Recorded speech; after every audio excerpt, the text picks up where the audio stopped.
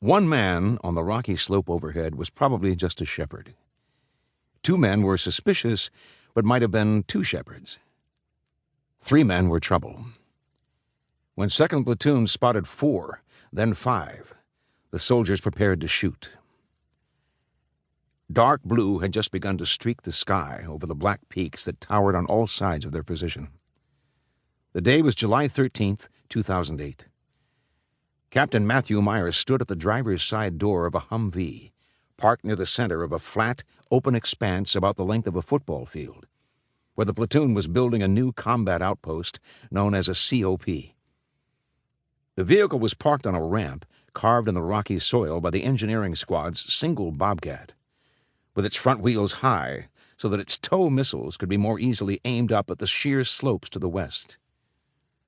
The new outpost was hard by the tiny Afghan village of Wanat, at the bottom of a stark natural bowl, and the 49 American soldiers who had arrived just days earlier felt dangerously exposed. Meyer gave the order for an immediate coordinated attack with the platoon's two heaviest weapons, the tow system and the 120mm mortar, which sat in a small dugout a few paces west of the ramp, surrounded by HESCO barriers, canvas and wire frames that are filled with dirt and stone to create temporary walls. The captain was walking back to his command post about 50 yards north when the attack started. It was 20 minutes past 4 in the morning. Meyer and 2nd Platoon, one of 3 platoons under his command scattered in these mountains, were at war in a place as distant from America's consciousness as it was simply far away. Wanat was legendarily remote, high in the Hindu Kush at the southern edge of Konar province in Afghanistan's rugged northeast. It shared a long border with the equally forbidding territories of North Pakistan.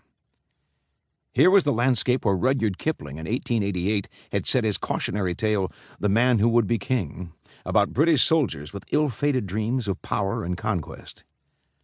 Little had changed. It is one of the most mountainous regions of the world, with steep, gray-brown peaks reaching as high as 25,000 feet. Its jagged mountains towered over V-shaped valleys that angled sharply down to winding rivers.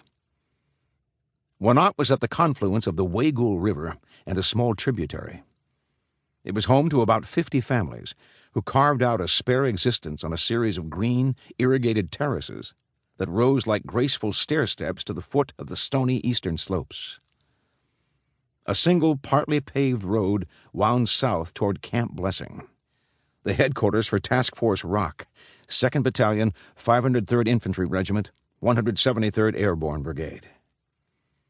This battalion HQ was just 5 miles away in the fisheye lens of a high-flying drone. But on the ground it was a perilous journey of almost an hour. Perilous because improvised explosives and ambushes were common.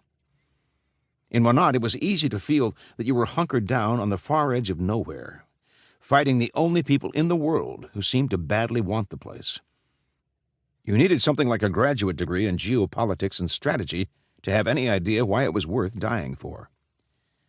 Yet killing and dying, mostly killing, were what Task Force Rock was doing here on the front lines of America's forgotten war. In Army parlance, Afghanistan had become an economy of force action, which meant, in so many words, make do.